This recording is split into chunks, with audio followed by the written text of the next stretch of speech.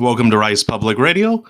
According to new reports, Eric Swalwell has dropped out of the race to become president of the United States. So he's doing this exactly 3 months after announcing his presidential bid, according to the New York Times. He's become the first serious Democratic primary candidate to end his campaign. And people are speculating because someone he's being primaried at home by a young progressive, and that's why he's dropped out early. Okay, so first candidate out. His campaign wasn't going anywhere. So, he had a campaign about gun reform. He had some interesting performance at a debate. He went after Joe Biden with this lame attack about passing the torch, which just completely backfired. He did have an interesting attack on Pete Buttigieg, telling him to fire his police chief over, racist allegations of racism. But overall, his performance was really bad. He had some really canned lines. Eric Swalwell was not going to get anywhere. So, actually props to him for dropping out when he knew the time was here. I'm expecting other candidates to follow suit. We got Michael Bennet, who just says, I like Bernie, but I've done progressive things about being a socialist or whatever. And then you got lame John Delaney. All he does is freaking attack Bernie Sanders and socialism. Like, I'm the bipartisan candidate. I know how to be bipartisan. Hey, guess what, John Delaney?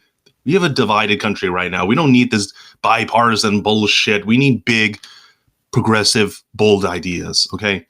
So, Michael Bennet, John Delaney, we got, Tim Ryan, Julian Castro. We got those just small fry people that need to just drop out. So, their time will come, so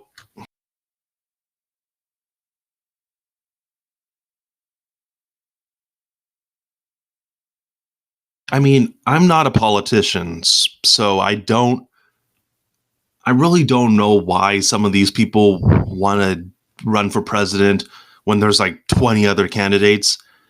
Now, it's in their right to do so.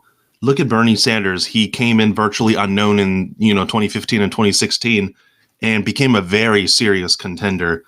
But 2016 was different. There was Hillary Clinton, I think I can't remember that dude from Baltimore, the one where The Wire was based off of. So it was him, Hillary Clinton, and then Bernie Sanders. So there was pretty much only a couple candidates in the field. This year is so much different. There's like 20 different people. You really have to either have an established name or you have a big, bold platform, and you have to be unique. You have to stand out. So Eric Swalwell didn't do that. He is gone. I'm really expecting others to follow suit. Now, interesting enough, there was an article in the New York Times saying that billionaire Tom Steyer is mulling over a run for the presidency. Last year, there were already speculations that he would do it. Tom Steyer, Howard Schultz, these two billionaires. I don't even know why these guys are doing it. Tom Steyer, he ran this big campaign about impeaching Trump. But what the hell? What is he going to be run on? Just being like a moderate, being a centrist?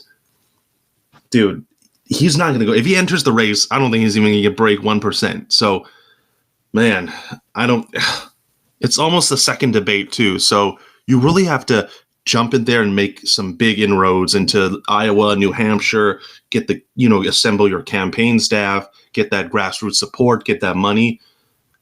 Tom Steyer, don't do it, man. Don't embarrass yourself. Don't jump in the race. There's so many people who are just like not no names, but there's so many people who are just polling so low that there's going to be so many people dropping out anyways in the next months to come. So, Tom Steyer, don't do it. Save yourself the embarrassment. So I totally expect who do I expect to drop a big name candidate to drop off next? I think Pete Buttigieg and Beto, they're going to wait until after Iowa.